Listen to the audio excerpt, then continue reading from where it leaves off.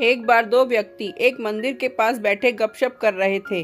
वहां अंधेरा छा रहा था और बादल मंडरा रहे थे। थोड़ी देर में वहां एक व्यक्ति आया और वो भी उन दोनों के साथ बैठकर गपशप करने लगा।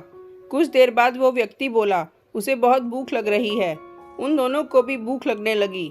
पहला व्यक्ति बोला, मेरे पास 3 रोटी हैं। दूसरा बोला, मेरे पास 5 रोटी हैं। हम तीनों मिल बांटकर खा लेते हैं। उसके बाद सवाल आया कि 8 रोटी 3 व्यक्तियों में कैसे बांट पाएंगे।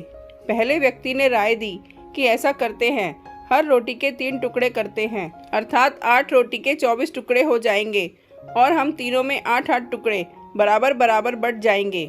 तीनों को उसकी राय अच्छी लगी और 8 रोटी के 24 टुकड़े करके प्रत्येक ने 8-8 रोटी के टुकड़े खाकर भूख शांत की और फिर बारिश के कारण मंदिर के प्रांगण में ही सो गए।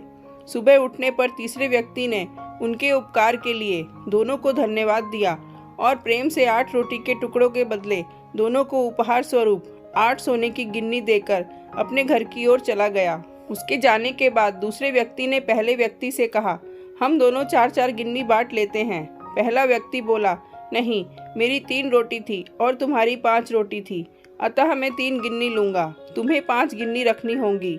इस पर दोनों में बहस होने लगी।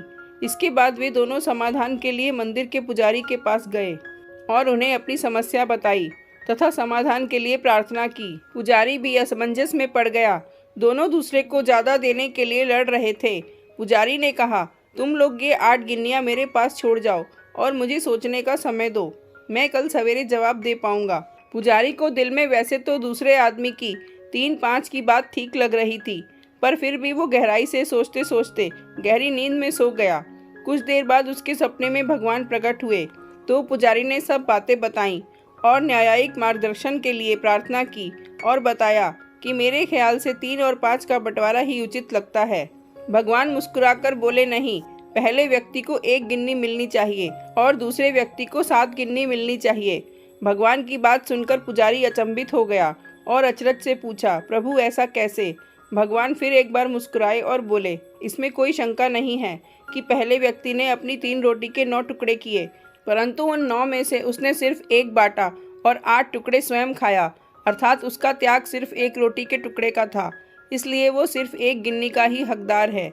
दूसरे व्यक्ति ने अपनी 5 रोटी के 15 टुकड़े किए, जिसमें से 8 टुकड़े उसने स्वयं खाए और 7 टुकड़े उसने बांट दिए, इसलिए वो न्यायानुसार 7 गिन्नी का हकदार है। यही मेरा गणित है और यही मेरा न्याय है।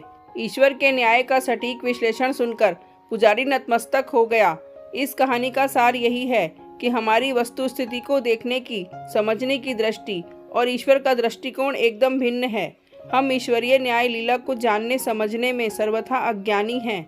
हम अपने न्याय का गुणगान करते हैं, परंतु ईश्वर हमारे त्याग की तुलना हमारे सामर्थ्य एवं भोग तौर कर यथोचित निर्णय करते हैं। ये महत्वपूर्ण नहीं है कि हम कितने धन संपन्न हैं, महत्वपूर्ण यही है कि हमारे सेवा भाव कार्य में त्याग कितना है।